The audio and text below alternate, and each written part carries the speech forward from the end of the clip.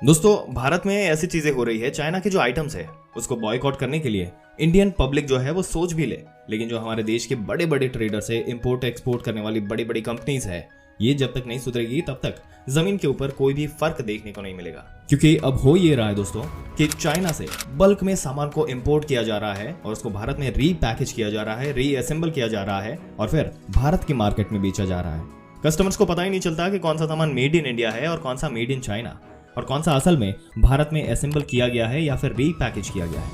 अब एक छोटी सी चीज है जिसको हम बहुत ही आसानी से भारत के अंदर भी मैन्युफैक्चर कर रहे हैं, लेकिन फिर भी क्यों ये ट्रेडर्स जो है वो 2-4 पैसों के मार्जिन के लिए देश का इंपोर्ट बिल हर साल बढ़ाते जा रहे हैं। हम बात कर रहे हैं यहाँ पर स्क्रूज की दोस्तों, स्क्रूज के बारे में, और इसके कई सारे टाइप से अगर आपको बताएं। छोटे स्क्रूज अलग तरह के होते हैं और ये अलग अलग मटेरियल से बनते हैं और अलग अलग चीजों में फिट करने और अलग अलग चीजों को टाइट करने के लिए इनका इस्तेमाल किया जाता है। अब आप खुद सोचिए कि भारत के अंदर स्क्रू की मैन्युफैक्चरिंग हो रही थी, लेकिन भारत के ट्रेडर्स फिर भी इनको विदेशों से इंपोर्ट कर रहे थे।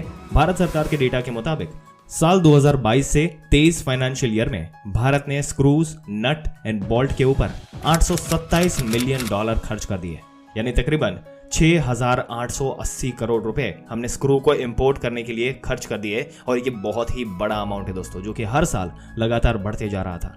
अब आप सोचिए यहाँ पर कि मेड इन इंडिया के तहत प्लेन्स की मैन्युफैक्चरिंग भारत में लाने की बात कर रहे हैं और दूसरी तरफ हम स्क्रू जैसे एक छोटी सी आइटम विदेशों से इंपोर्ट कर रहे थे। ऐसे में भारत सरकार ने स्क्रू के इंपोर्ट के ऊपर पूरी तरह से बैन लगाने का फैसला किया। वर्ल्ड ट्रेड ऑर्गेनाइजेशन के रूल्स के अंडर रहते हुए भारत सरकार को रोक लगानी थी और वैसा ही कुछ भारत सरकार ने कर दिया।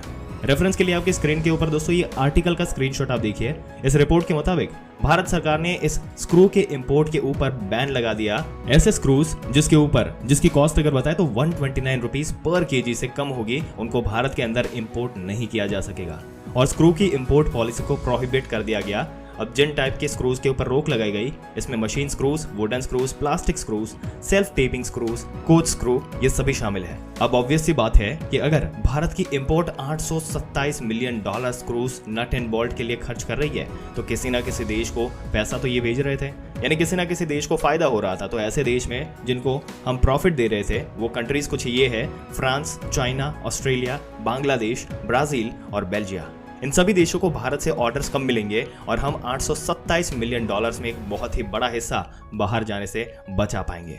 दोस्तों, भारत सरकार का कहना यही है कि उन्होंने ये बैन इसलिए लगाया ताकि लोकल मैन्युफैक्चर करने वाली कंपनीज इसको बेनिफिट हो सके। पर आपके क्या विचार है इस मुद्दे के ऊपर, जिस तरीके से भारत सरकार इंडियन या फिर मेड इन इंडिया जो प्रोडक्ट्स हैं उनको प्रमोट कर रही है, जो ये इनिशिएटिव्स ले रही है? अपने विचार नीचे कमेंट सेक्शन में जरूर से बताइएगा।